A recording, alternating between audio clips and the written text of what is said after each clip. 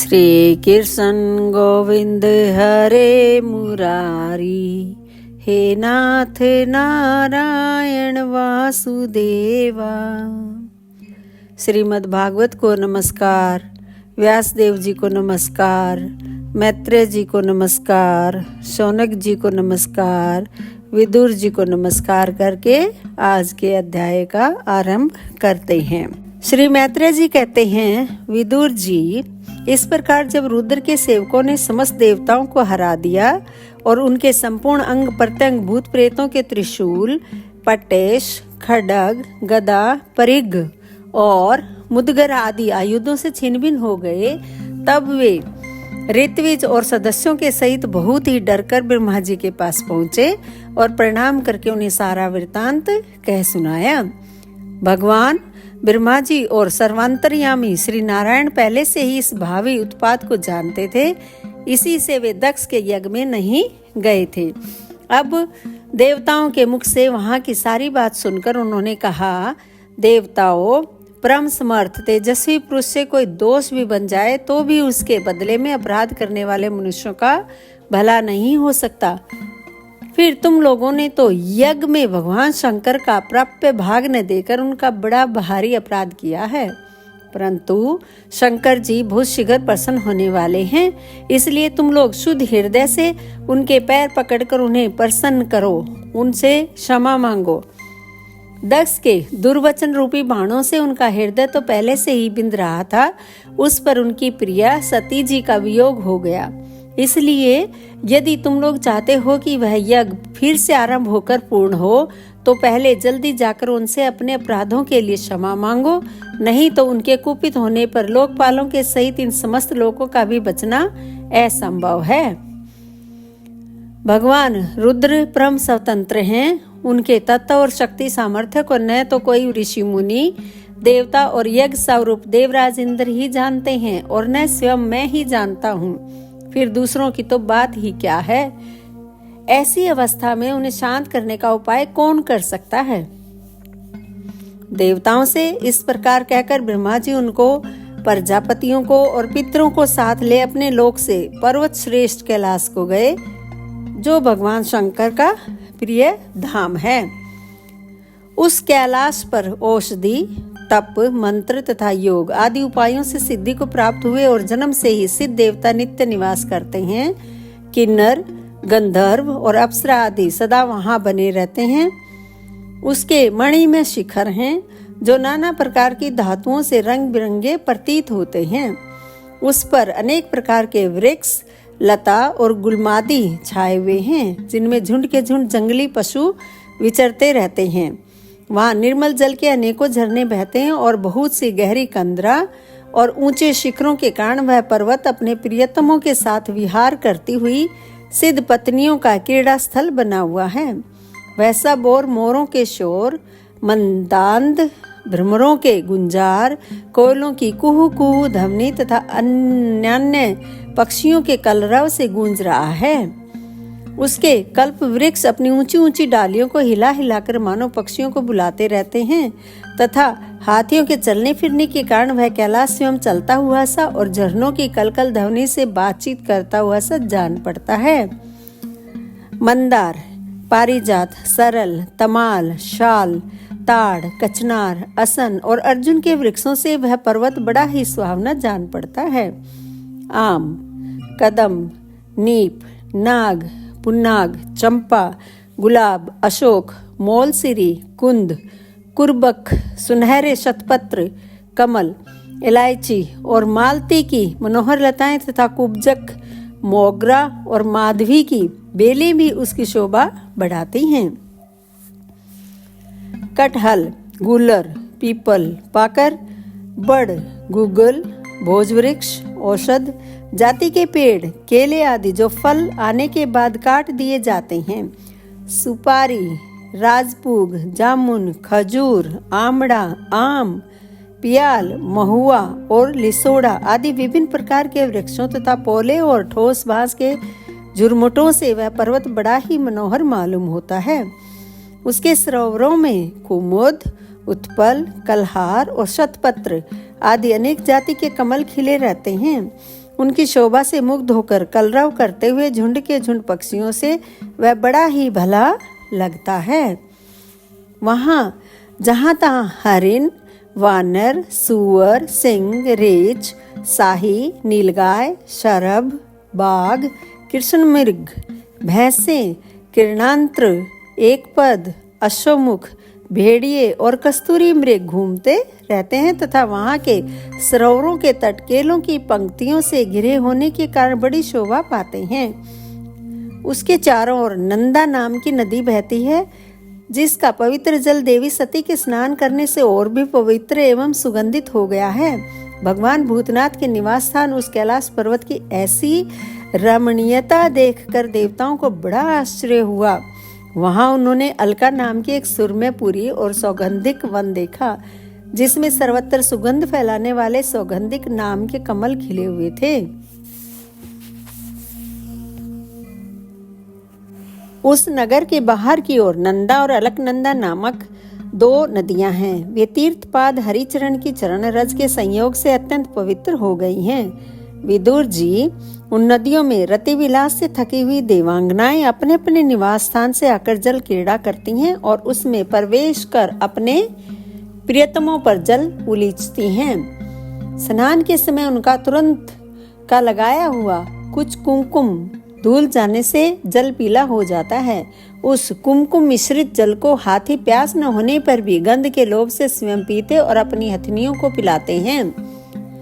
अलकापुरी पर चांदी, सोने और बहुमूल्य मणियों के सैकड़ों विमान छाए हुए थे, जिनमें अनेकों यक्ष पत्नियां निवास करती थीं। इनके कारण वह विशाल नगरी बिजली और बादलों से छाए हुए आकाश के समान जान पड़ती थी। यक्षराज कुबेर की राजधानी उस अलकापुरी के पीछे छोड़कर देवगण सौगंधिक वन में आए। वह वन रंग बिरंगे फल, फूल और पत्तों वाले अनेक कल्प वृक्षों से सुशोभित था। उसमें कोकिल आदि पक्षियों का कलरव और भोरों का गुंजार हो रहा था तथा राजहंसों के परम प्रिय कमल कुसुमों से सुशोभित अनेकों सरोवर थे। वह वन जंगली हाथियों के शरीर की रगड़ लगने से घिसे हुए हरिचंदन वृक्षों का स्पर्श करके चलने वाली सुगंधित वायु के द्वारा यक्ष पत्नियों के मन को विशेष रूप से मथे डालता था। बावलियों की सीढ़ियां वह दूर्य मणि की बनी हुई थीं। उनमें बहुत से कमल खिले रहते थे। वहां अनेकों किम पुरुष जी बहलाने के लिए आए हुए थे। इस प्रकार उस वन की शोभा निहारते जब देवगुण कुछ आगे बढ़े, तब उन्हें पास ही एक वट वृक्ष दिखलाई दिया।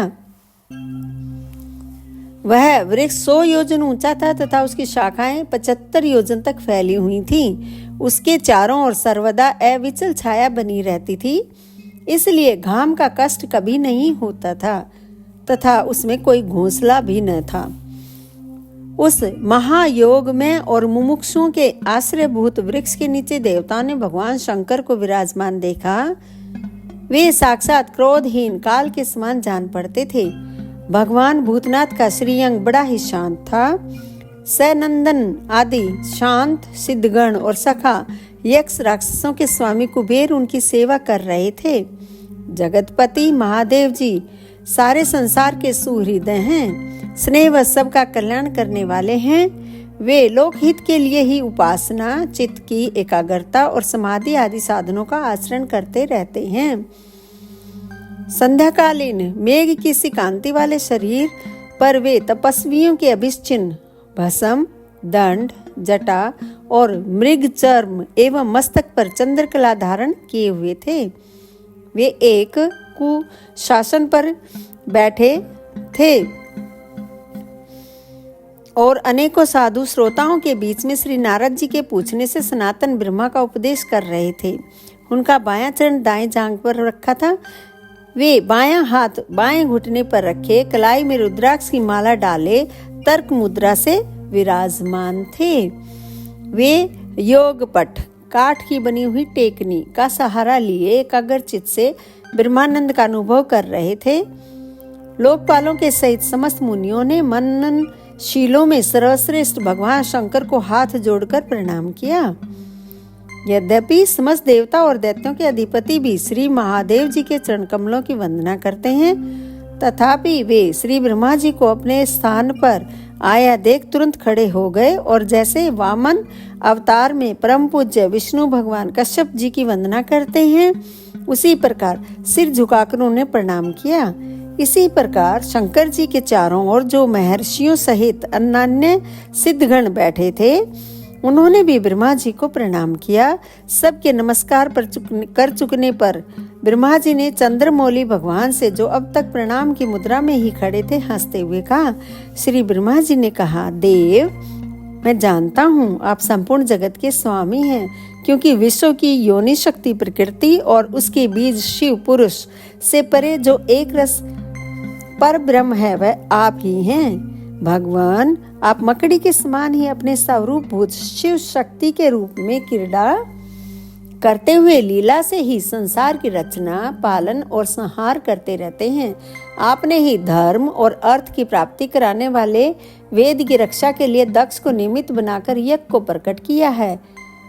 आपकी ही बांधी हुई ये वर्णाश्रम की मर्यादाएं हैं, जिनका नियमनिष्ठ ब्राह्मण श्रद्धापूर्वक पालन करते हैं।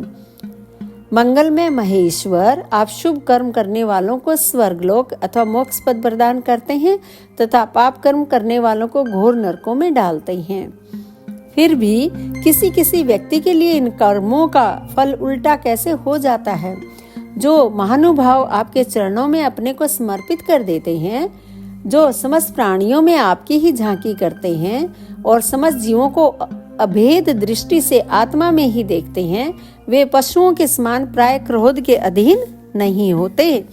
जो लोग भेद बुद्धि होने के कारण कर्मों में ही आसक्त हैं, जिनकी नीयत अच्छी नहीं है, दूसरों की उन्नति देखकर जिनका चित्त रात दिन कूढ़ा करता है, और जो मर्म भेदी अज्ञानी अपने दुर्वचनों से दूसरों का चित्त दुखाया करते हैं, आप जैसे महापुरुषों के लिए उन्हें भी मारना उचित नहीं है, क्योंकि वे बेचारे तो विधाता के ही मारे हुए हैं।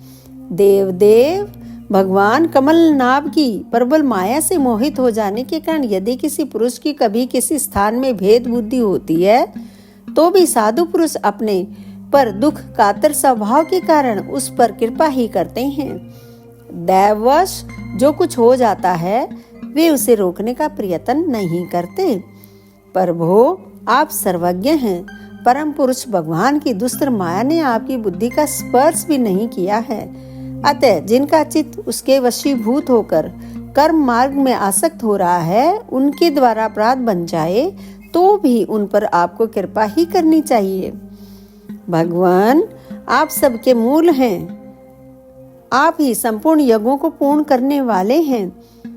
यज्ञ भाग पाने का भी आपको पूरा अधिकार है। फिर भी इस दक्ष यज्ञ के बुद्धिहीन याजकों ने आपको यज्ञ भाग नहीं दिया, इसी से यह आपके द्वारा विध्वस्त हुआ। अब आप इस अपूर्ण यज्ञ का पुनरुद्धार करने की कृपा करें। प्रभु, ऐसा कीजिए जिससे यजमान दक्ष फिर जी उठे, भग देवता को नेत्र मिल जाएं, भृगु जी के दाढ़ी मूछ आ जाएं और पूषा के पहले के ही समान दांत निकल आएं।